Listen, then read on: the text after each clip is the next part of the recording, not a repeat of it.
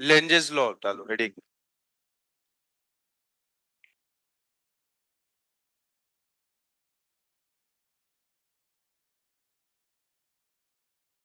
देखो तो Lenz law ने क्या बोला, ये थोड़ा बढ़िया है, यहाँ पे थोड़ा कंफ्यूजन होता है तो समझने में भी मजा आता है इसको। लेंज लॉ ने क्या बताया, पहली बात, सबसे पहली बात बताया क्या इन्होंने, इन्होंने बताया कि भाई इंड्यूस्ड करंट या इंड्यूस्ड ईएमएफ की डायरेक्शन किधर होती है। क्या बताया, इंड्यूस्ड करंट या इंड्यूस्ड ईएमएफ की डायरेक्शन। अगर ईएमएफ की डायरेक्शन पता चल गई तो करंट की डायरेक्शन तो पता ही चल जाएगी ना। तो सबसे पहली बात, जब लॉ पढ़ रहे हैं तो पता होना चाहिए कब यूज करते हैं। It gives the direction of induced current. Induced current की डायरेक्शन बताने के लिए इन्होंने अपना ये लॉ दिया। ठीक, वहां पे भी मैंने बताया था ये निगेटिव साइन आया इंड्यूस्ड लेंजेस लॉ की वजह से, जो कि बताएगा कि करंट कैसे फ्लो होती है। करंट कैसे फ्लो होती है उसमें कुछ तो दिक्कत है, वो तुमको समझ में भी आ रहा होगा कि जब मैग्नेट लेके आ रहे थे तो किसी एक तरफ फ्लो हो रही थी, जब मैग्नेट लेके जा रहे थे तो किसी दूसरी तरफ फ्लो हो रही थी।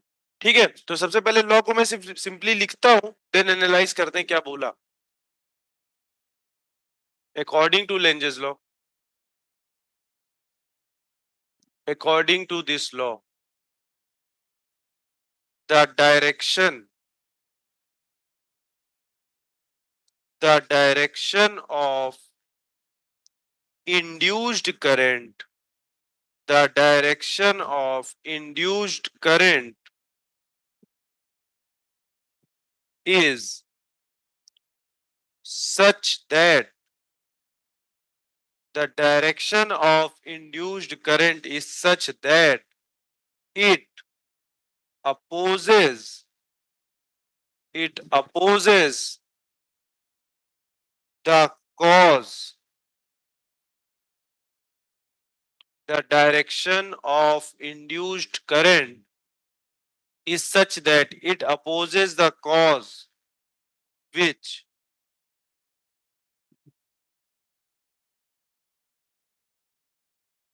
एक बार पढ़ो क्या दिया हुआ है। उन्होंने बोला, पहली बात तो किसने दिया था, इंड्यूस्ड करंट की डायरेक्शन, ताकि पता कर पाए कि किधर जा रहा है। तो उन्होंने बोला कि भाई जो इंड्यूस्ड करंट की डायरेक्शन होती है इस तरीके से होती है कि वो अपोज करती है, किसका, वो अपोज करती है। चलो एक वर्ड ये आया काम का, इससे पहले तो कोई काम की बात नहीं थी, उन्होंने सिर्फ इतना बताया direction of induced current is such that it oppose, oppose करती है किसको, इट अपोजेस द कॉज, उस कारण को अपोज करती है। किस कारण को, जिसकी वजह से वो प्रोड्यूस हुई थी, जिसकी वजह से प्रोड्यूस हुई उसका ही अपोज करने लगी। समझ में आई बात, फिर से, इंड्यूस्ड करंट की डायरेक्शन ऐसी होगी कि वो अपोज करेगी किसका, उस कारण का जिसकी वजह से वो प्रोड्यूस की गई थी, मतलब जिसकी वजह से प्रोड्यूस हुई उसको ही अपोज करने लगती है। अब सवाल उठता है कि इंड्यूस्ड करंट प्रोड्यूस हुई किसकी वजह से थी, तो हुई थी चेंज इन फ्लक्स की वजह से। चेंज, ये मत लिखना, ये वाला चीज मत लिखना, स्टेटमेंट लिख लिया ना, चेंज इन फ्लक्स की वजह से प्रोड्यूस हुई थी। अगर फ्लक्स चेंज ही नहीं हुआ था, याद करो, टू पे ऐसे रखा था, यहाँ पे मैंने मैग्नेट रख दिया था, फ्लक्स में कोई चेंज ही नहीं होता था टाइम के साथ, तो क्या कोई ईएमएफ इंड्यूस हुई थी, क्या कोई करंट फ्लो हुई थी, नहीं। जब इसको मैं आगे या पीछे इधर कहीं लेकर के जा रहा था, जब टाइम के साथ फ्लक्स चेंज हुआ तभी तो ये करंट इंड्यूस हुई थी। मतलब इंड्यूस करंट प्रोड्यूस होती है चेंज इन फ्लक्स की वजह से, सही बात है, बट चेंज दो तरीके का होता है, या तो फ्लक्स बढ़ रहा हो या तो फ्लक्स घट रहा हो। तो चेंज इन फ्लक्स हो सकता है दो तरीके से, आइदर फ्लक्स इंक्रीज हो रहा हो या तो फ्लक्स डिक्रीज हो रहा हो। फॉर एग्जांपल, जब मैग्नेट को इधर लेकर के आ रहे थे तो इस लूप के थ्रू मैग्नेटिक फ्लक्स बढ़ रहा था, जब मैग्नेट को यहां से दूर लेकर के जा रहे थे तो इस लूप के थ्रू मैग्नेटिक फ्लक्स घट रहा था।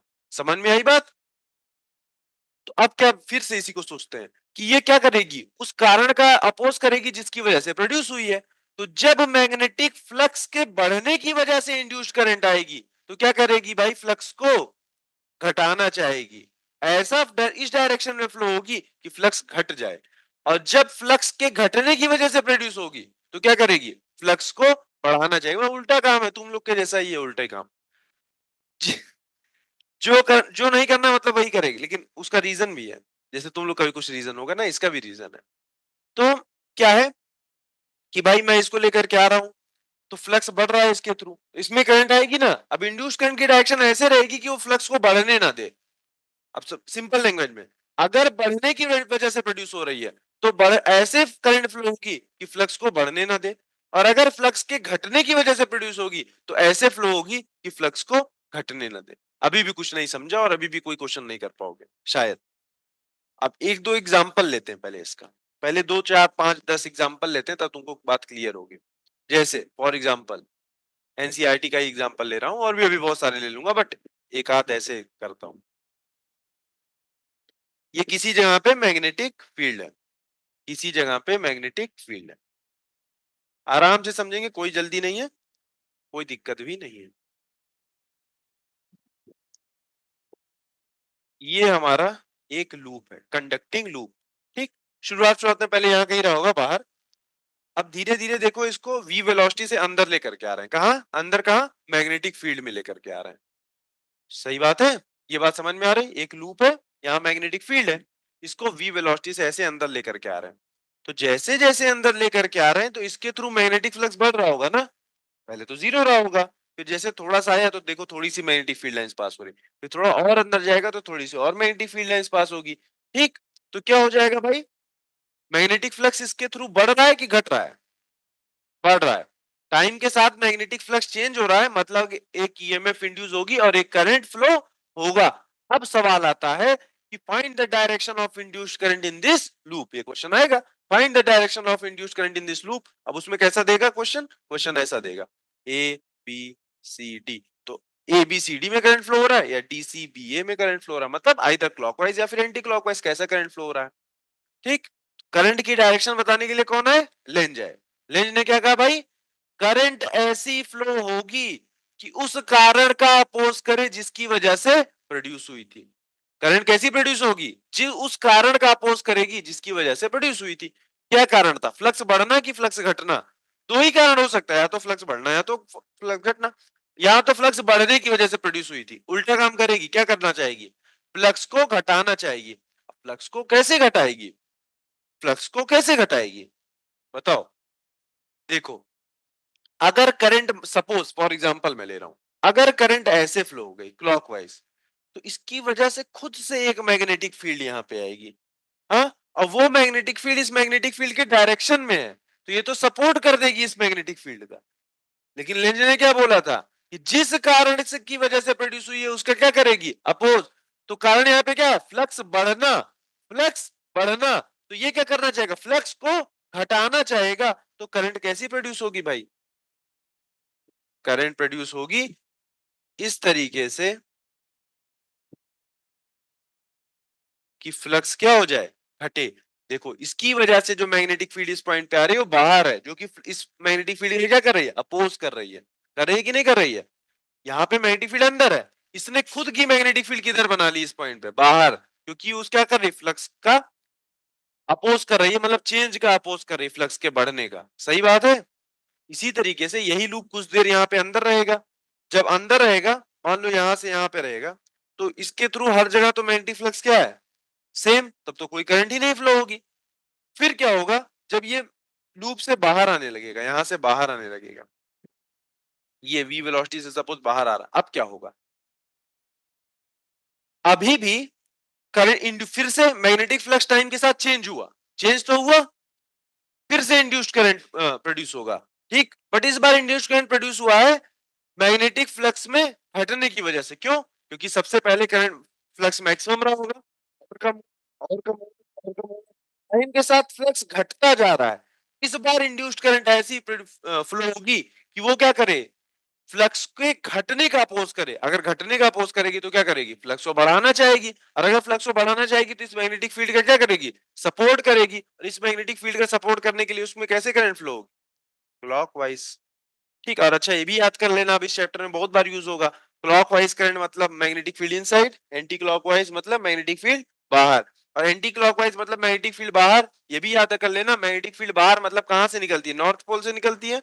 तो किसी लूप में अगर इस तरफ एंटी क्लॉकवाइज दिख रहा है मतलब वो नॉर्थ पोल जैसा बिहेव करेगा, क्लॉकवाइज दिख रहा है तो कैसा बिहेव करेगा, साउथ पोल जैसा। क्योंकि एक ही लूप के दोनों साइड क्या, एक तरफ नॉर्थ जैसा बिहेव करता है, एक तरफ साउथ जैसा। तो क्लॉकवाइज क्लॉकवाइज हम लोग को पता भी है कि ये सब ऐसे सीखे हैं, बट इस बार अभी याद होना चाहिए इस चैप्टर में। क्लॉकवाइज मतलब मैग्नेटिक फील्ड अंदर जा रही है, तो अंदर जा रही है मतलब साउथ में अंदर जाती है। एंटी क्लॉकवाइज, एंटी क्लॉकवाइज मतलब नॉर्थ पोल, मैग्नेटिक फील्ड यहां से बाहर आती है। तो एंटी क्लॉकवाइज नॉर्थ पोल जैसा बिहेव करेगा, क्लॉकवाइज साउथ पोल जैसा बिहेव करेगा। ठीक है, तो एक क्वेश्चन हुआ अभी, समझ में आई बात? फिर से बताता हूँ। मैग्नेटिक फ्लक्स टाइम के साथ चेंज होता है। चेंज होना मतलब बढ़ता है या घटता है, तो ईएमएफ इंड्यूस होती है और इंड्यूस्ड करंट फ्लो होती है।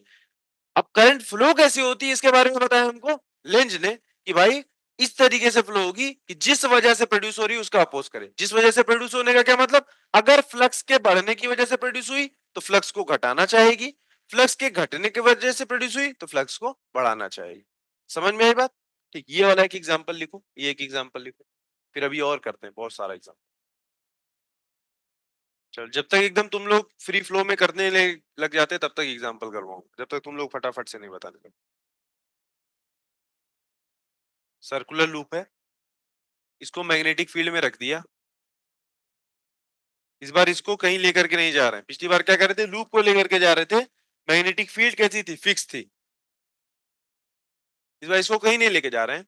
बस ये जो मैग्नेटिक फील्ड है ना, ये टाइम का फंक्शन है, टाइम के साथ चेंज हो रही है। पिछली बार मैग्नेटिक फील्ड कैसी थी, यहाँ लिख लेना, मैग्नेटिक फील्ड कांस्टेंट थी, यहाँ पे टाइम का फंक्शन नहीं थी। पिछले वाले क्वेश्चन में लिख लेना, मैग्नेटिक फील्ड कांस्टेंट थी। इस वाले केस में मैग्नेटिक फील्ड अच्छा है, इस टाइप का लिखते हैं, इसका मतलब समझ में आता है ना। बी ब्रैकेट में टी लिख दिया, इसका मतलब समझ में आता है ना।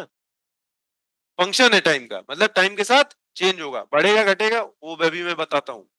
एक लूप है, इसका सपोज रेडियस स्मॉल आ रहा है, और मैग्नेटिक फील्ड जो है टाइम का फंक्शन है, और ये टाइम के साथ बढ़ती जा रही है। कुछ भी हो सकता है, मान लो सपोज 2t दे दिया, टाइम के साथ तो बढ़ेगा ना जैसे जैसे समय बीतेगा। शुरुआत में मैग्नेटिक फील्ड 0, 1 सेकंड बाद मैग्नेटिक फील्ड 2 टेस्ला, 2 सेकंड बाद मैग्नेटिक फील्ड 4 टेस्ला। समय के साथ मैग्नेटिक फील्ड बढ़ रही है। तो जब समय के साथ मैग्नेटिक फील्ड बढ़ रही है तो क्या इसका एरिया चेंज हो रहा है क्या? नहीं, लेकिन बी तो चेंज हो रहा है ना। और फ्लक्स में दो टर्म है, बी ए और कॉस थीटा, एक्चुअली 3 टर्म है। हाँ, बट ए और बी के बीच का एंगल तो फिक्स है। बी भी अंदर है, एरिया वेक्टर भी अंदर है, तो वो तो फिक्स हो गया। बचा बी ए, कॉस जीरो की वैल्यू 1 हो गई। ए तो चेंज नहीं हो रहा, पाई आर स्क्वायर, तो यहाँ कुछ चेंज नहीं हो रहा। चेंज क्या हो रहा, बी। और बी क्या बढ़ रहा, हो रहा, बढ़ रहा है। अगर बी बढ़ रहा है मतलब फ्लक्स भी बढ़ रहा है। और अगर फ्लक्स टाइम के साथ बढ़ रहा है, एक ईएमएफ इंड्यूस होगी और एक करंट प्रोड्यूस होगा। करंट प्रोड्यूस होगा, बोलो भाई। अब करंट की डायरेक्शन की बात आई, बात तो आई करंट की डायरेक्शन की। करंट का डायरेक्शन ऐसा होगा कि फ्लक्स के बढ़ने का अपोज कर दे, जिसकी वजह से प्रोड्यूस हुआ है उसका अपोज करेगा।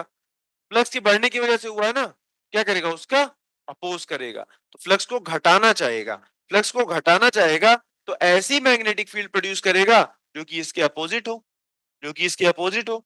तो भाई इस कैसे, अगर क्लॉकवाइज करंट फ्लो हुआ, इसकी वजह से भी मैग्नेटिक फील्ड तो अंदर हो जाएगी, तो इसका सपोर्ट कर देगी।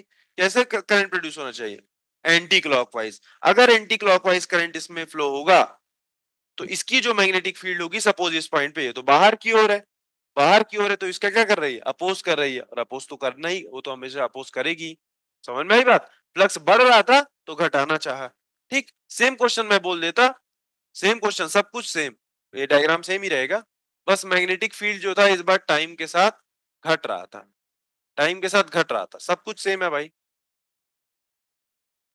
मैग्नेटिक फील्ड इस बार टाइम के साथ घट रही थी। अगर मैग्नेटिक फील्ड टाइम के साथ घट रही थी तो फ्लक्स भी टाइम के साथ घट रहा था, फ्लक्स भी टाइम के साथ घट रहा था। इस बार क्या कहेगा ये, फ्लक्स को बढ़ाओ, फ्लक्स घट रहा है, फ्लक्स को बढ़ाओ। फ्लक्स को बढ़ाने के लिए भाई इस तरीके से करंट फ्लो होगी जो इस मैग्नेटिक फील्ड के सपोर्ट करे, क्लॉकवाइज करंट आ गई। ये निकाल लिया हमने मैग्नेटिक फील्ड की, ये इंड्यूस्ड करंट की डायरेक्शन। समझ में आई बात? फ्लक्स बढ़ेगा तो सिंपल सी बात, फ्लक्स बढ़ रहा है तो घटाने की कोशिश करेगा, फ्लक्स घट रहा है तो बढ़ाने की कोशिश करेगा। यहाँ फ्लक्स घट रहा था, घट रहा था, तो बढ़ाने की कोशिश करने के लिए उसी डायरेक्शन में मैग्नेटिक फील्ड हो, ऐसी करंट फ्लो हुई।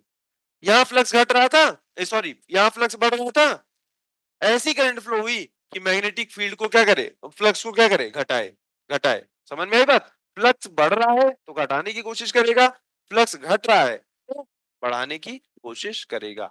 ऐसा करता है। ये भी लिखो एग्जांपल, ये भी लिखो, दोनों एग्जांपल लिखना।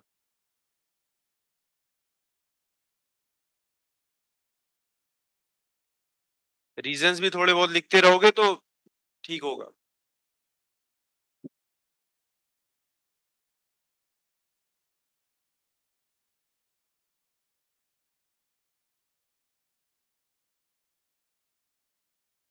ये जो करंट फ्लो हो रही है, सपोज ये दिया है 2t², 2t²। अब बताओ, find the direction of induced current in this circular loop.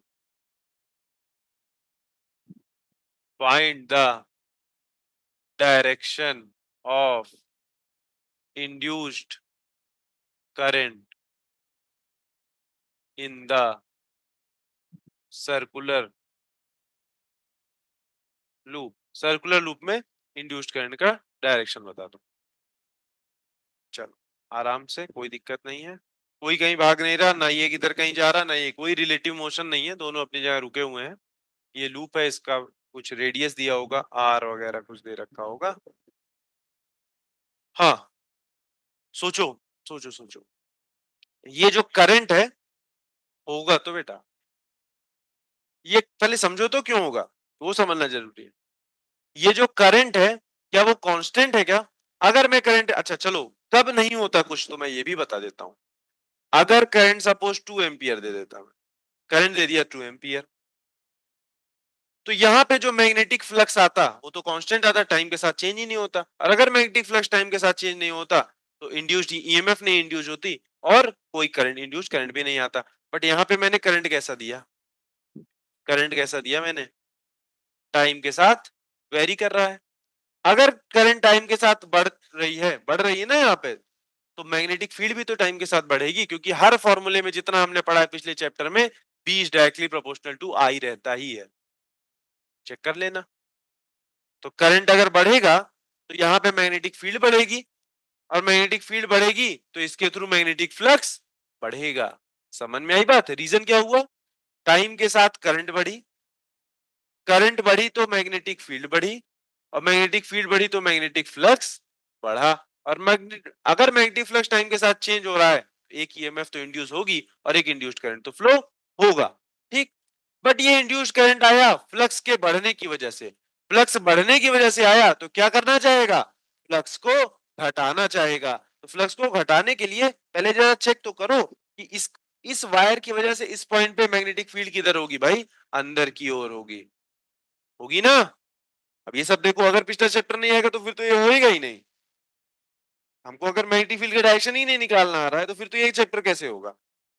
देखो, करंट ऐसे तो मैग्नेटिक फील्ड अंदर, और ये मैग्नेटिक फील्ड बढ़ रही है समय के साथ, बढ़ रही है ना, इसका ही तो अपोज करना है उसको, बढ़ने का अपोज करना है, बढ़ने का अपोज करना है, तो क्या होगा भाई, यहाँ पे कैसी करंट फ्लो होगी, ऐसी करंट फ्लो हो जो इस पॉइंट पर इस मैग्नेटिक फील्ड का अपोज करे। तो मैग्नेटिक फील्ड बाहर आनी चाहिए, मतलब कि एंटी क्लॉकवाइज करंट।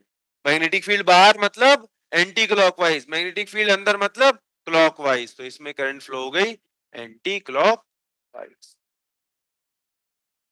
समझ में आई बात? पक्का? चलो कोई बात नहीं, और करेंगे अभी। चलो,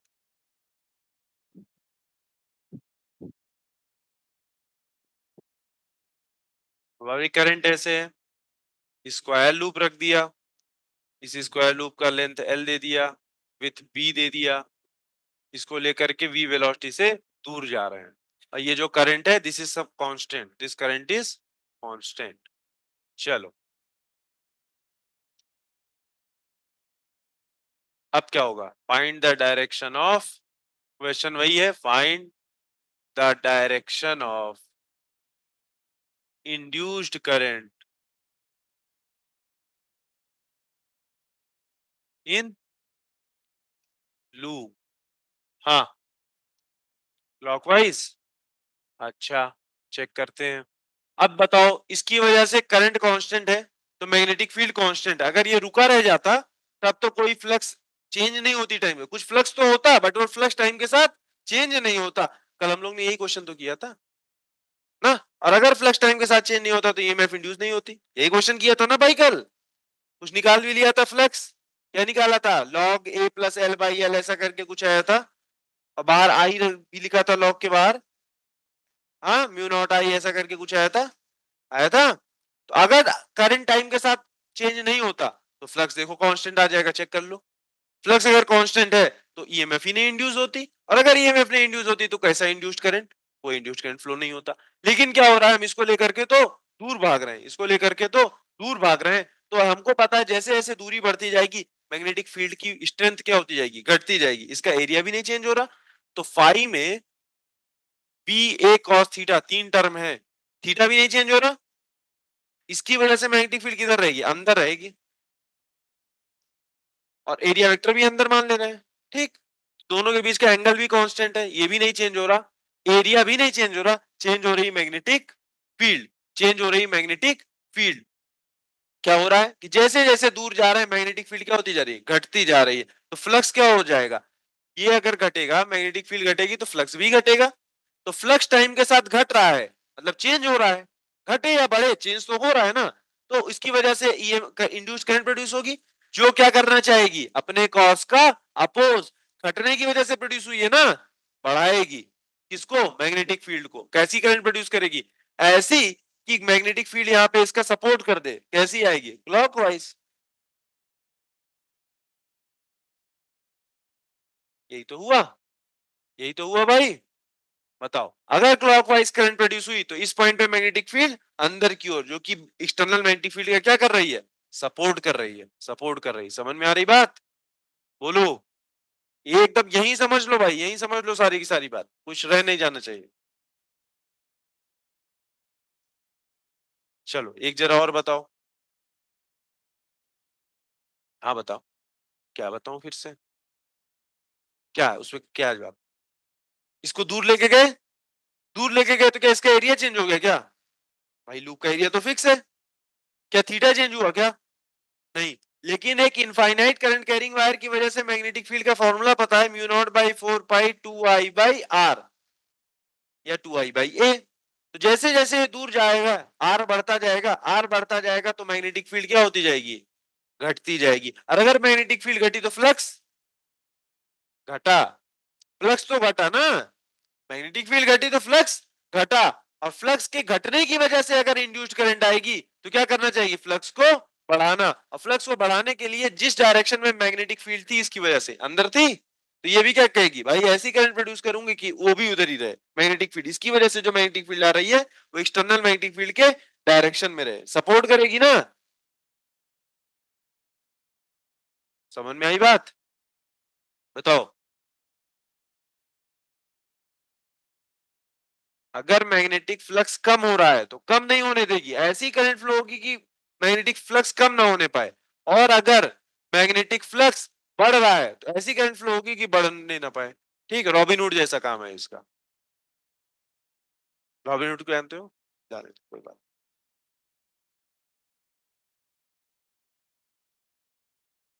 चलो ये हुआ, चलो एक और बताओ, एकदम सिंपल सा दे रहे हैं ये, हर बार क्रॉस मैग्नेटिक फील्ड ही सर आप दे देते हैं, डॉट वाली मैग्नेटिक फील्ड दे दे। चलो भैया डॉट, क्रॉस ऐसे बनाने में थोड़ा आसान लगता है मुझे हमेशा। अब देखो हर जगह ये डॉट ही फैल गया, क्या करें। ये डॉट मैग्नेटिक फील्ड है, इसमें एक ये लूप रखा हुआ है। ठीक, डॉट मैग्नेटिक फील्ड है, मैग्नेटिक फील्ड जो है वो कांस्टेंट है, कांस्टेंट का मतलब टाइम के साथ वेरी नहीं कर रहे। अब ये सब स्पेसिफाई करना जरूरी था, अभी तक हर जगह हम लोग मान लेते थे मैग्नेटिक फील्ड टाइम के साथ तो वेरी नहीं कर रही, अब यहाँ सब वेरी कर रही है। मैग्नेटिक फील्ड भी नहीं चेंज कर रही, इस बार चेंज हो रहा है इसका एरिया। इस बार इसका जो रेडियस है, radius is increasing with time, radius of loop is increasing with time, radius of loop is increasing with time.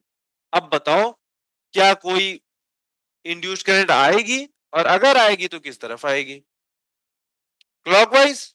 अच्छा सोचो क्या हो रहा होगा, बी का तो कुछ चेंज नहीं हो रहा, ना मैग्नीट्यूड ना डायरेक्शन, थीटा भी नहीं चेंज हो रहा, हमेशा बी अंदर ही, एरिया वेक्टर भी अंदर रहेगा, तो ना तो बी चेंज हो रहा ना तो थीटा चेंज हो रहा, चेंज हो रहा ये एरिया ऑफ लूप।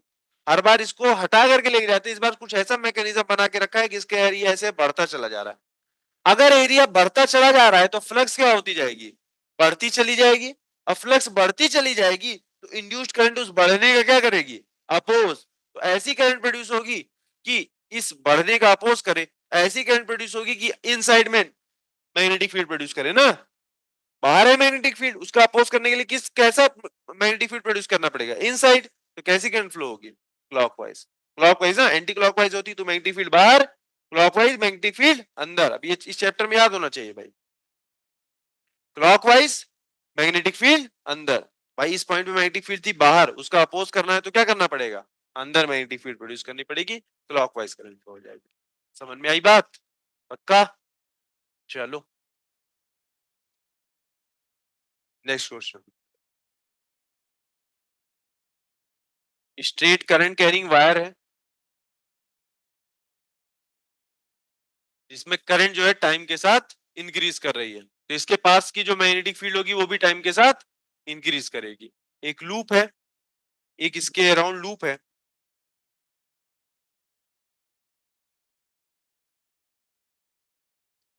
इस लूप में इंड्यूस्ड करंट की डायरेक्शन बता दो। ये लूप है ये। Find the direction of induced current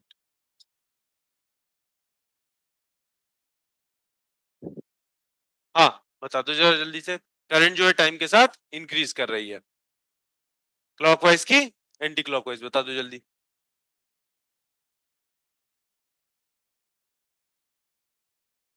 hmm, induce नहीं होगी, पक्का। कैसे कह रहे हो भाई इंड्यूस नहीं होगी। हाँ, चेंज इन फ्लक्स। पहले बताओ फ्लक्स कितना पास हो रहा है, फ्लक्स ही नहीं पास हो रहा है तो चेंज इन फ्लक्स का क्या, फ्लक्स ही नहीं, फ्लक्स ही जीरो, क्यों, क्या मैग्नेटिक फील्ड और क्या है थीटा, कितना है एंगल 90।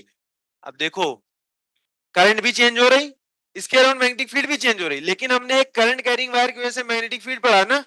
मैग्नेटिक फील्ड कैसी होती है, मैग्नेटिक फील्ड भी कुछ इसी तरीके की होती है। भाई करंट ऐसे है तो मैग्नेटिक फील्ड ऐसे जाएगी ना। अब मैग्नेटिक फील्ड भी ऐसे है, ये लूप भी ऐसे है, तो भाई इसके थ्रू कोई मैग्नेटिक फील्ड लाइन पास हो रही है क्या, नहीं, कोई पास ही नहीं हो रही, तो फ्लक्स जीरो। या दूसरा तरीका, इस लूप का एरिया वेक्टर या तो ऊपर मानोगे या तो नीचे मानोगे, या तो ऊपर मानोगे। लाओ एक नोटबुक तो ये तो वो वाली दे दो जो खाली पड़ी। ये लूप कुछ इस प्लेन में रखा हुआ है, इस प्लेन में ना, आइदर तो इसका एरिया वेक्टर ऊपर होगा या तो फिर नीचे रहेगा। अब मैग्नेटिक फील्ड किधर है भाई, मैग्नेटिक फील्ड ऐसे घूम रही है, ऐसे ऐसे, तो मैग्नेटिक फील्ड तो हर समय ऐसे ऐसे ऐसे है। मैग्नेटिक फील्ड इस प्लेन में, एरिया वेक्टर इस प्लेन में, तो बी डॉट ए क्या हो जाएगा, जीरो। तो फ्लक्स हो जाएगा जीरो। ये तो मैथमेटिकली हो गया। लॉजिकली क्या है कि ये लूप ऐसा रखा है, मैग्नेटिक फील्ड भी ऐसे ही चक्कर लगा रही, तो कुछ उससे पास ही नहीं कर रही है। समझ में आ रही बात, मैग्नेटिक फील्ड और current loop, sorry magnetic field और ये जो लूप है दोनों एक ही प्लेन में आ गए। जब दोनों एक ही प्लेन में आ गए तो कोई सी मैग्नेटिक फील्ड लाइन तो उससे पास ही नहीं होगी ना, तो फ्लक्स ही हो गया इस बार जीरो। तो इंड्यूस्ड करंट की तो बात ही जाने दो, यहाँ तो मैग्नेटिक फ्लक्स ही जीरो हो गया। समझ में आई बात, तो इंड्यूस्ड करंट जीरो होगी इस बार, कोई करंट ही नहीं फ्लो होगी। मान लो ऐसे दे दे clockwise anti clockwise, induced current will not flow. ठीक, ऐसा कुछ दे सकता है। तो in this case induced current will not flow because magnetic flux through the loop is zero. Magnetic flux through the loop is zero. बोलो ये बात समझ में आती है कि नहीं आती। चलो बहुत बढ़िया।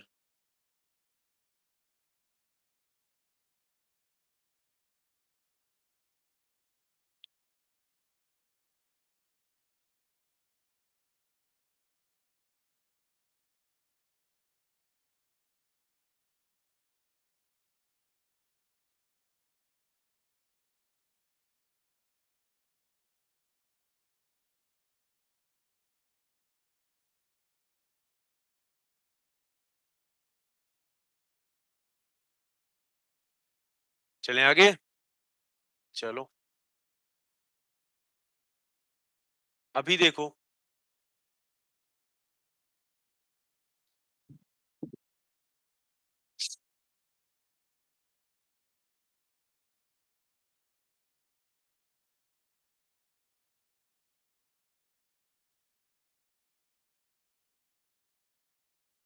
ये लूप ऐसा रखा हुआ है, कैसा, ये बाहर वाला हिस्सा है, ये डॉटेड हिस्सा अंदर है, मतलब इस तरीके से लूप है। सही बात है। अब वही वाला एक्सपेरिमेंट कर रहे हैं जो शुरुआत में फैराडे ने किया। ये नॉर्थ पोल और ये साउथ पोल, इसको लेकर के इधर आ रहे हैं। कोई ऑब्जर्वर भी है, वो इधर ही है। ऑब्जर्वर बताना बहुत जरूरी है इस केस में। ऑब्जर्वर भी इधर ही है जिस तरफ मैग्नेट है, क्योंकि तुमको पता है कि भाई अगर ऑब्जर्वर इधर होगा तो क्लॉकवाइज का एंटी क्लॉकवाइज बता देगा। वो क्लॉकवाइज एंटी क्लॉकवाइज की तो बातें कर रहे हैं, तो इसमें ऑब्जर्वर अगर दूसरी तरफ चला गया तो वो तो दूसरी बात बोल देगा। इसीलिए ऑब्जर्वर बताना बहुत जरूरी है। तो एक मैग्नेट यही वी वेलोसिटी से लेकर के आ रहे हैं। क्वेश्चन है find the direction of current in this loop. Find the direction of induced current in this loop. तो क्या हुआ, ये तो फैराडे का एक्सपेरिमेंट था। क्या हो रहा होगा, जैसे जैसे मैग्नेट को लेकर के पास में आ रहे हैं, इसके थ्रू मैग्नेटिक फ्लक्स बढ़ेगा कि घटेगा? बढ़ेगा भाई, ज्यादा मैग्नेटिक फील्ड लाइंस यहाँ से पास होने लगेंगी। और अगर मैग्नेटिक फ्लक्स बढ़ेगा तो इंड्यूस्ड करंट क्या चाहेगी, फ्लक्स को घटाना। तो घटाने के लिए क्या करेगी, अब समझो। अब हमको कैसे पता कि क्लॉकवाइज एंटी क्लॉकवाइज क्या हो रहा है, तो फ्लक्स को घटाना चाहिए। देखो लॉजिक से समझो, यहाँ पे पोल्स के हिसाब से देखा जाता है कि ये नॉर्थ पोल है ना, तो ये ऐसा करंट प्रोड्यूस करेगी खुद ही नॉर्थ पोल बन जाए। अपोज करना चाहती है ना, तो नॉर्थ पोल जैसा खुद ही बिहेव करेगी। और नॉर्थ पोल अगर बन गई तो नॉर्थ पोल बन गई तो क्लॉक करंट कैसे फ्लो होगी, एंटी क्लॉकवाइज। एंटी क्लॉकवाइज मतलब इस तरफ दिखेगा, इस वाले डायरेक्शन में करंट ऐसे आ रहा है। समझ में आई बात, किसको दिखाई देगा, इधर वाले ऑब्जर्वर को। अगर इधर ऑब्जर्वर होता तो उसको वो क्या बोलता, क्लॉकवाइज बोल देता, ठीक है। क्योंकि करंट तो ऐसे जा रही होगी नॉर्थ से साउथ की ओर, magnetic field, sorry magnetic field north से साउथ की ओर जा रही होगी। ठीक उसी तरीके से, उसी तरीके से अगर ये मैग्नेट मैं जब दूर लेकर के जा रहा था, तो इसमें ये नॉर्थ है ये साउथ है, मैं दूर लेकर के जा रहा हूँ। इस बार करंट कैसी फ्लो होगी, सेम ऐसे लूप में बना देता हूँ। शॉर्ट में क्वेश्चन वही चल रहा है भाई। इस बार क्या होगा, अब जब ये दूर जा रहा है तो फ्लक्स घटेगा। इंड्यूस्ड करंट ऐसी फ्लो होगी कि फ्लक्स के घटने का अपोज करेगी, मतलब फ्लक्स को बढ़ाना चाहेगी। तो अब ये नॉर्थ है, ये कैसा बिहेव करेगी, साउथ पोल जैसा अट्रैक्ट करेगी इसको। तो साउथ पोल जैसा मतलब करंट कैसी फ्लो होगी, क्लॉकवाइज। तो क्लॉकवाइज करंट फ्लो होने के लिए तो भाई करंट ऐसी फ्लो होगी। बोलो सच बात है। इधर के ऑब्जर्वर की सारी बातें हैं, इधर के ऑब्जर्वर की। अब देखो भाई, जब मैग्नेट ला रहे हैं तो करंट एंटी क्लॉकवाइज फ्लो हो रही है। जब मैग्नेट दूर लेके जा रहे हैं तो करंट किधर फ्लो हो रही है, क्लॉकवाइज। यही तो दिख रहा था फैराडे को कि जब मैग्नेट ला रहा हूं तो एक तरफ डिफ्लेक्शन हो रहा है, जब मैग्नेट लेके दूर जा रहा हूं तो दूसरी तरफ डिफ्लेक्शन हो रहा है, क्योंकि करंट ने तो अब लूप पे अपनी डायरेक्शन ही चेंज कर ली। समझ में आई बात, बोलो। नहीं लग नहीं रहा समझ में आई, आवाज से नहीं समझ में आई कि नहीं समझ में, समझा क्या हुआ। जब नॉर्थ पोल लेकर के आ रहे थे, तो मैं जब लेकर के आ रहे थे मैग्नेट तो फ्लक्स बढ़ा। इंड्यूस करने क्या चाहा कि फ्लक्स को घटाएगा, तो फ्लक्स को घटाने के लिए खुद ही ऐसा करंट प्रोड्यूस किया, खुद ही नॉर्थ पोल जैसा बिहेव करे। तो नॉर्थ पोल बिहेव करने के लिए करंट एंटी क्लॉकवाइज फ्लो हुआ। मान लो, मान लो कि गैल्वेनोमीटर में हमारे, मान लो कि हमारे गैल्वेनोमीटर में डिफ्लेक्शन आया होगा, फॉर एग्जांपल इस तरफ डिफ्लेक्शन आया होगा हमारे गैल्वेनोमीटर में। फिर जब मैग्नेट को दूर लेकर के जाने लगे तो फ्लक्स घटने लगा। फ्लक्स को घटने से बचाने के लिए इसने क्या किया, क्लॉकवाइज करंट फ्लो करना शुरू किया। ऐसा शो किया कि ये खुद साउथ पोल जैसा बिहेव करे।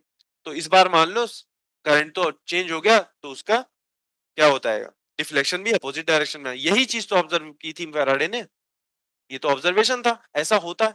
सवाल आता है ऐसा क्यों होता है। अभी तक तो सर आपने बताया नहीं कि लेंज लॉ के ने तो ये बता दिया कि करंट ऐसे फ्लो होती है कि फ्लक्स के बढ़ने या फिर घटने का हमेशा अपोज ही करती है। बट क्या रीजन है कि बढ़ने या घटने का अपोज करती है, या लेंज लॉ किस लॉ पे बेस्ड है, लेंज लॉ किसी बेसिक फंडामेंटल प्रिंसिपल पे बेस्ड है।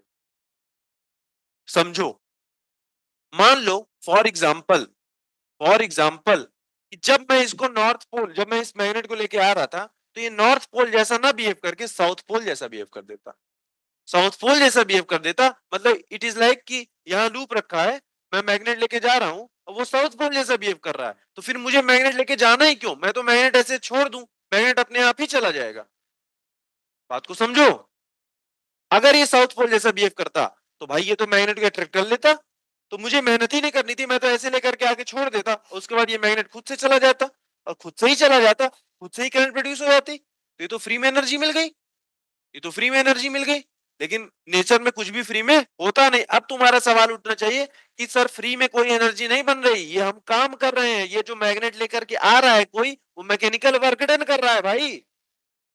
तब हमको मिल रहा है करंट, फ्री का करंट नहीं मिल रहा है। सारे केसेस में हम कोई ना कोई काम कर रहे हैं, मैग्नेट लेके जा रहे हैं, दूर जा रहे हैं, एरिया बढ़ा रहे हैं, घटा रहे हैं, ये काम कौन कर रहा होगा? हम कर रहे होंगे। उसके बदले में हमको ये करंट मिल रही, फ्री के करंट नहीं मिल रही है। तो हम एनर्जी अब किस पे बेस्ड है? It is based on energy conservation. Free की एनर्जी कोई नहीं होती, हमेशा एनर्जी एक फॉर्म से दूसरे फॉर्म में कन्वर्ट होती है। तुम्हारे घर में जो बैटरी भी लेकर के आते हो उसमें केमिकल एनर्जी स्टोर है, वो केमिकल एनर्जी इलेक्ट्रिकल एनर्जी में कन्वर्ट होती है। यहाँ पे क्या हो रहा है, हम इसको लेकर के जा रहे हैं तो कुछ मैकेनिकल एनर्जी खर्चा कर रहे हैं, वो मैकेनिकल एनर्जी क्या हो रही है? इलेक्ट्रिकल एनर्जी में कन्वर्ट हो रही है। फ्री में एनर्जी नहीं मिल रही है। जैसे ही ये मैकेनिकल वर्क डन करना छोड़ देता हूं, एनर्जी मिलना बंद हो जाती है। समझ में आई बात? तो it is based on energy conserve, तो आता है Lenz law is based on, कुछ भी बोलेगा, momentum conservation, energy conservation, angular moment, कुछ भी बोल सकता है। तो it is based on energy conservation. Logic से सोचो, जब ये नॉर्थ पोल है तो मैं लेके जा रहा हूं तो मुझे और मेहनत करनी पड़ेगी। क्यों? क्योंकि वो रिपेल कर रहा है। क्या कर रहा है? रिपेल कर रहा है ना, मुझे मेहनत करनी पड़ेगी। वही जो मैं मेहनत कर रहा हूँ, वही जो मैं वर्क डन कर रहा हूँ, वही तो इलेक्ट्रिकल एनर्जी के फॉर्म में मुझे मिल रहा है।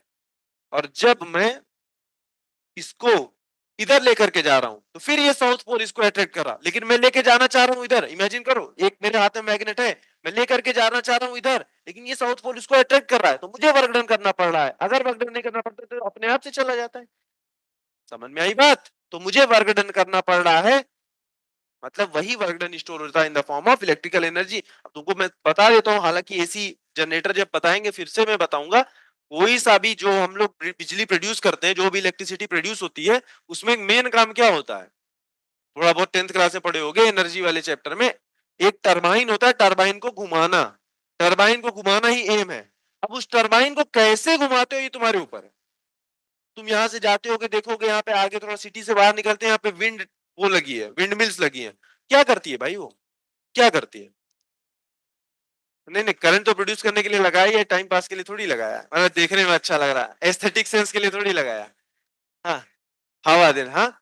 वहां पे विंड एनर्जी आई, विंड एनर्जी ने उस विंग को क्या किया? घुमाया।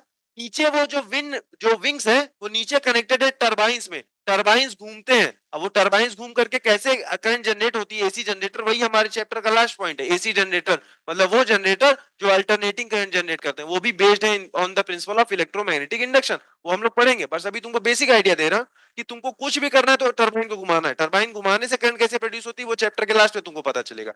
तो टरबाइन घुमाने के लिए इस बार कौन सी एनर्जी यूज कर ली? विंड का यूज कर लिया, विंड का यूज कर लिया। फिर तुम पढ़ोगे भाई थर्मल पावर प्लांट, यहाँ कहीं होगा थर्मल पावर प्लांट में भी 100-150 एरिया में कहीं ना कहीं रहता है। थर्मल पावर प्लांट में क्या करते हैं? थर्मल नाम दे रहा है हीट, पानी गर्म करेंगे। हाँ, कोल के पास एनर्जी है। देखो, अब कोल के पास एनर्जी थी, लेकिन कोल की एनर्जी से डायरेक्टली मैं ये लाइट नहीं चला पाऊंगा। है एनर्जी कोल के पास भी, बट वो क्या, कोल की एनर्जी से मैं ये लाइट चला पाऊंगा, ये फैन चला पाऊंगा? डायरेक्टली नहीं कर पाऊंगा। मैंने कहा भाई इसके पास एनर्जी है, हाँ, इससे मैं हीट जनरेट करूं। हीट जनरेट किया, पानी को स्टीम में कन्वर्ट कर दिया। स्टीम के पास भी एक एनर्जी है, लेकिन उस स्टीम की एनर्जी से भी मेरी ये लाइट नहीं जलेगी। फिर स्टीम की एनर्जी से मैंने क्या यूज किया? टरबाइन को घुमाया। टरबाइन को घुमाया तो वही सारी जो पहले से, वो भी फ्री की एनर्जी नहीं आई, वो कोल की एनर्जी ही है जो पहले स्टीम की एनर्जी में गई, और फिर स्टीम की एनर्जी ने टरबाइन को घुमाया। टरबाइन को घुमाने के बाद हमको एनर्जी मिली, इलेक्ट्रिकल एनर्जी, जिससे हमारे, मैंने ये सब अप्लायंसेस बना के रखे हैं जो काम करते हैं। समझ में आई बात? समझ में आई? अच्छा, ये तो हो गया थर्मल पावर प्लांट। उसी तरीके से पढ़े nuclear power plant. Nuclear power plant, उसमें क्या करते हैं? न्यूक्लियर रिएक्शंस करते हैं। न्यूक्लियर रिएक्शंस में हमको एनर्जी मिलती है, थी एनर्जी न्यूक्लियर एटम्स के पास। बट उस एनर्जी से मैं डायरेक्टली अपने अप्लायंसेस चला सकता था, हो सकता है चला पाता अगर मैं डिजाइन ऐसा करता। बट हमने तो ऐसे डिजाइन किया कि ये इलेक्ट्रिसिटी पे ही चलते हैं।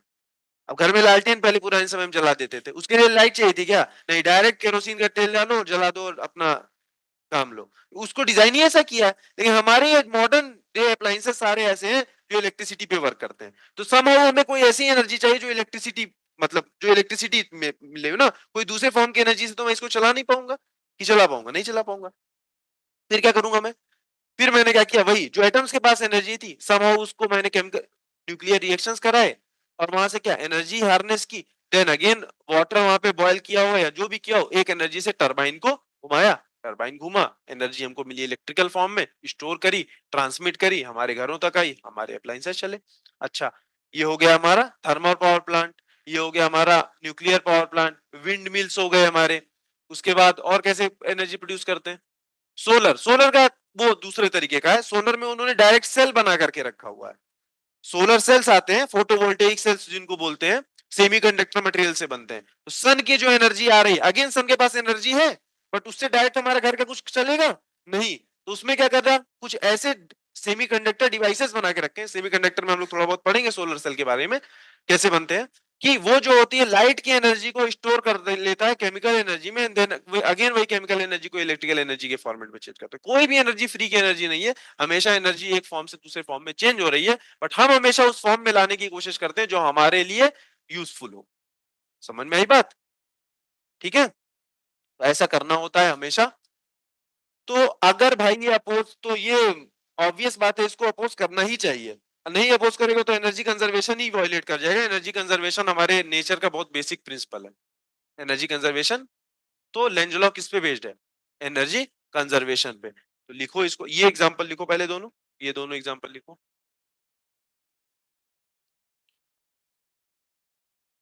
हाँ, एक तो बताए नहीं सबसे कन्वेंशनल, डैम। डैम क्यों बनाते हैं? डैम क्यों बनाते हैं? पानी को रोक लिया, बहुत ऊपर हाइट पे रोक लिया, फिर देखियो पानी बहुत ऊपर से छोड़ते हैं, तो पानी के पास आ जाती है उसके पास पोटेंशियल एनर्जी। जब ऊपर से छोड़े तो आ गई उसके पास काइनेटिक एनर्जी। नीचे लगा रखे हैं टरबाइंस, जब पानी उतने ऊपर से आएगा तो उसके पास काइनेटिक एनर्जी रहेगी। वो काइनेटिक एनर्जी चेंज होगी किसमें? फिर वही उसको घुमाएगा टरबाइंस को, then that would be converted into electrical energy. ठीक है, इसीलिए इसको क्लीन एनर्जी भी बोलते हैं। कुछ लॉस थोड़ी हुआ, पानी तो हमने कोई कंबस्शन थोड़ी किया। जबकि कोल जब जला रहे हो, दो काम कर रहे हो, एक तो कोल लिमिटेड सप्लाई है तो वो तो खत्म हो रहे हैं, दूसरी बात क्या करते हैं, पोल्यूशन भी तो करते हैं वो, फॉसिल फ्यूल्स हैं, वही सभी फॉसिल फ्यूल जलाओगे पोल्यूशन होगा। बट जब पानी ही ऊपर से नीचे तक छोड़ रहे हो तो इसमें कौन सा तुमने पोल्यूशन कर दिया? बट इसके साथ कुछ और भी लॉसेस होते हैं जो मतलब अभी साइंस के हिसाब से बोलते हैं कि हम लोग किस कैसे बनाते हैं, नदियों के फ्लो को रोकते हैं ना, या डाइवर्ट करते हैं, तो वो भी नदियों के रास्तों को मतलब प्रभावित करती है। ऐसे हिसाब पे स्टडी होती है। कुछ ना कुछ बनाने के लिए भाई कुछ तो लॉस रहता ही है। इसी को बोलते हैं, ऐसा डेवलपमेंट किया जाए जिससे इन्वायरमेंट को कोई लॉस ना हो या कम से कम लॉस हो, इसको बोलते हैं सस्टेनेबल डेवलपमेंट। सस्टेनेबल डेवलपमेंट जिससे सस्टेन करें, आगे की जनरेशन भी ठीक ठाक से जिए। नहीं, ऑक्सीजन मास्क लगा के सड़कों पे चल रहा है। ठीक है, हाँ उससे भी करते हैं, टाइडल एनर्जी को भी कन्वर्ट करते हैं, टाइडल एनर्जी से भी करते हैं इलेक्ट्रिसिटी जनरेट। तो वो बहुत अभी सब लिमिटेड है वो सब फॉर्म, लेकिन डैम वाला तो है, डैम से तो करते हैं। तो अब इससे बोलते हैं कभी कभी डैम से बहुत ज्यादा पानी छोड़ देते हैं तो कहीं बाढ़ आ जाती है, नदियों का भी रास्ता चेंज होता है। बट ठीक है, हर एक प्रो के साथ थोड़ा कॉन्स तो रहता ही है। ठीक है, ये बात समझ में आई?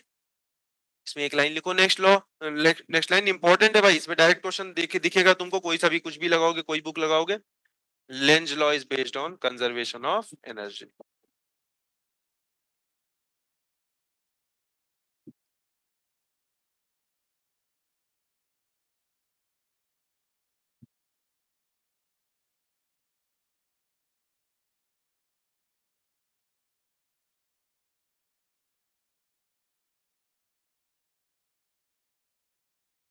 Lenz law is based on conservation of energy. सही बात है, एनर्जी कंजर्वेशन पे बेस्ड है। फ्री की एनर्जी नहीं मिली, मैं मैग्नेट लेके आ रहा था, मैं मैकेनिकल वर्क डन कर रहा था, वही मुझको एनर्जी के फॉर्म में यहाँ मिली। और ये भी क्या होगा, ये जब करंट फ्लो हो रही तो ये भी किस फॉर्म में जाएगी, ये भी हीट के फॉर्म में जाएगी, जूल्स लॉ ऑफ हीटिंग में। ये भी तो डिसिपेट होगी energy, Joule's law of heating पढ़े, I square R T, current electricity में ना, that energy will be dissipated in form of heat. Clear है? ये बात क्लियर है ना? चलो, हाँ एक और करते हैं क्वेश्चन इस पे।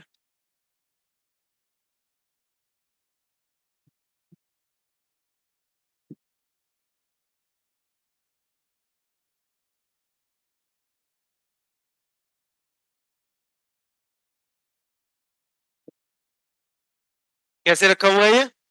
ऐसे रखा हुआ, ऐसे रहे, ठीक इस प्लेन में रखा है, ये बाहर है, इनसाइड है। एक मैग्नेट है, ड्रॉप कर दिया, ऐसा लूप है ना, ऐसा लूप, यहाँ पे मैग्नेट है मेरा, मैं ऐसे ड्रॉप कर दिया इसको। यहाँ कोई लूप नहीं रखा रहता तो ये तो आराम से इसके एक्सेलरेशन में पूछता क्या होता, जी के बराबर होता है एक्सेलरेशन ड्यू टू ग्रेविटी के बराबर। यहाँ एक लूप रखा हुआ है, बोला what is the acceleration of magnet, magnet का एक्सेलरेशन क्या होगा?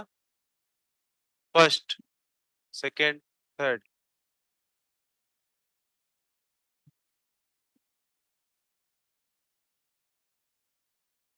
देखो आराम से, कुछ नहीं सोचना। शुरुआत शुरुआत में फ्लक्स कुछ रहा होगा, थोड़ा बहुत रहा होगा। जैसे इसको ड्रॉप किया, मैग्नेट इसके पास आया, इस लूप के थ्रू मैग्नेटिक फ्लक्स बढ़ा कि घटा? बड़ा ऑब्वियस बात है, बढ़ा। अब इसमें करंट ऐसी प्रोड्यूस होगी कि इस फ्लक्स को घटाना चाहेगी, तो इसके तरफ कौन आ रहा है? North pole. तो ये खुद ही जो नॉर्थ पोल जैसा बिहेव करने लगेगी। अगर नॉर्थ पोल बिहेव कर लिया तो करंट कैसा? Anticlockwise. याद होना चाहिए भाई, north pole anticlockwise, south pole clockwise. ये खुद ही नॉर्थ पोल जैसा बिहेव करेगा, एंटी क्लॉकवाइज करंट फ्लो होगा। तो अगर फिर अगेन ऑब्जर्वर की तरफ, मैग्नेट की तरफ मैं बना रहा हूं, उसको कैसा दिखेगा? एंटी क्लॉकवाइज ऐसा दिखेगा मेरे हिसाब से। हाँ, तो ये खुद ही नॉर्थ पोल जैसा बिहेव करने लगा ये वाला टुकड़ा। तो नॉर्थ नॉर्थ को तो क्या करेगा? रिपेल करेगा। एक force acceleration due to gravity की वजह से नीचे, मतलब एक फोर्स ग्रेविटी की वजह से नीचे थी जिसका एक्सेलरेशन था, वो एक फोर्स ऊपर लग गई, तो दो फोर्स आ गई। इस फोर्स की वजह से भी कुछ एक्सेलरेशन ऊपर की ओर रहेगा। तो दोनों का नेट एक्सेलरेशन, मान लो एक जी एक्सेलरेशन नीचे था, एक कोई छोटा सा एक्सेलरेशन ऊपर लग गया, तो नेट एक्सेलरेशन जो होगा वो तो क्या होगा? जी से तो कम होगा ना। इसको ए डैश बोलो क्योंकि मैंने वहां पे ए लिखा हुआ। तो जो नेट एक्सेलरेशन होगा मैग्नेट का, वो तो जी से कम होगा। इसको तुम जानना तो यूट्यूब पे देखना, बहुत बेहतरीन सा एक दिखाते हैं, बहुत सारे उन्होंने करके रखा हुआ, मतलब एक कुछ तो फॉरेनर है, बहुत सारे मतलब प्रोफेसर वगैरह हैं, उन्होंने करके रखा है। ऐसा एक रॉड है, एक रॉड है, नॉन मैग्नेटिक रॉड लेंगे, मेटल कोई लेंगे, कंडक्टिंग रॉड, उसमें एक मैग्नेट, रॉड है, बीच में जगह है ना खाली, उसमें एक मैग्नेट डालेंगे, मतलब ऐसे एक मैग्नेट गिरा दो, फट से गिर जाता है ना, एक्सेलरेशन ड्यू टू ग्रेविटी की वजह से, उसमें गिराएंगे, इतना धीरे धीरे गिरेगा, बहुत देर बाद ऐसे, मतलब अब तुमको एक्सपेक्ट होगा कि तुरंत गिर जाना चाहिए था, बट बहुत देर बाद जाकर के नीचे से निकलेगा एकदम धीरे से। क्यों इसकी स्पीड धीरे क्यों हो गई? इसकी वजह से ही। उसमें से क्या हुआ एक्चुअली में, यहाँ पे हम लोग लूप की बात कर रहे हैं, वो एक कॉन्टिन्यूअस कॉइल हो गया, वहां पे एक करंट प्रोड्यूस होगी, एडी करंट, जिसको हम लोग अभी आगे पढ़ेंगे। बेसिकली इसी वजह से होता है, एडी करंट भी प्रोड्यूस होता है। लूप में बात करते हैं तो इंड्यूस्ड करंट बोल रहे हैं, इसी को नाम बोल देते हैं एडी करंट, अगर किसी कॉन्टिन्यूअस बॉडी में इंड्यूस्ड करंट प्रोड्यूस होती है, तो उसमें भी इंड्यूस्ड करंट प्रोड्यूस होगी जो कि उसके मोशन का अपोज करेगी, और उसकी वजह से एक्सेलरेशन जो होता है जी से कम होता है, तो बहुत धीरे गिरता है वो मैग्नेट। ठीक, देखना इसको जाकर के यूट्यूब पे तुमको मिलेगा। चलो क्वेश्चन लिखो, एग्जांपल लिखो। सर्कुलर लूप है, इसको रख दिया है मैग्नेटिक फील्ड में,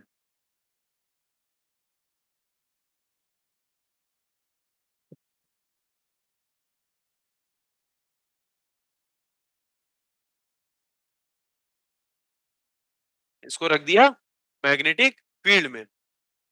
मैग्नेटिक फील्ड की वैल्यू है भाई 4t² प्लस 3 टेस्ला। इसका रेडियस दिया हुआ है 2 मीटर का। रेडियस कितना दिया हुआ है? 2 मीटर का। ये जो क्वाइल है, ये जो मेटेलिक क्वाइल है, इसका रेजिस्टेंस दिया हुआ है सपोज 4 ओम का, सपोज 4 ओम का। हमसे बोल रहा है find first magnetic flux eight any time t, second induced EMF at any time t, third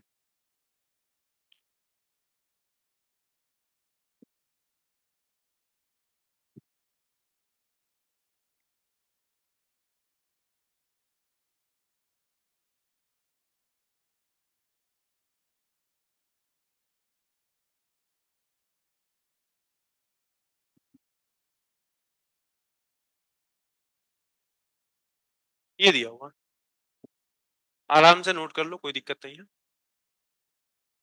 समय खत्म हो जाएगा तो टाइम मतलब होमवर्क के लिए भी लेके जा सकते हो, थोड़ा मैं हिंट दे देता हूँ, थोड़ा तुम करके आना एक बार। गया, चलो एक एक करके चलते हैं। हमसे पहले पूछा है magnetic flux eight any time T. तो भाई मैग्नेटिक फ्लक्स का फॉर्मूला सबको पता है, क्या है बोलो? बी ए कॉस थीटा, यही लिखेंगे, बी ए कॉस थीटा। थीटा कितना है? 0 डिग्री। मैग्नेटिक फील्ड भी बाहर, एरिया वेक्टर भी बाहर, थीटा हो गया 0। मैग्नेटिक फील्ड कितनी है? 4t² plus 3। एरिया क्या आएगा? पाई इंटू स्मॉल आर का स्क्वायर। ये आ गया मैग्नेटिक फ्लक्स, काम खत्म हो गया, यही था। वैल्यूज वगैरह आर रख दोगे, पाई रख दोगे, आ गया तुम्हारा। किसी पर्टिकुलर टाइम टी पे पूछ रहा है EMF at any time t, EMF का मैग्नीट्यूड निकालने की कोशिश करेंगे तो क्या आ जाएगा, d phi B by d t, यही तो आएगा। बोलो और कुछ आ जाएगा, d phi by d t, यही तो बोला है फेराडे ने। E equal to induce EMF का मैग्नीट्यूड होता है d phi by d t, तो पाई आर स्क्वायर, और इसका डिफरेंशिएशन करेंगे दैट वुड बी 8t, 3 का डिफरेंशिएशन 0। ये आ गया, ये आ गया किसी पर्टिकुलर टाइम टी पे। हमसे कब पूछा, 2 सेकंड पे।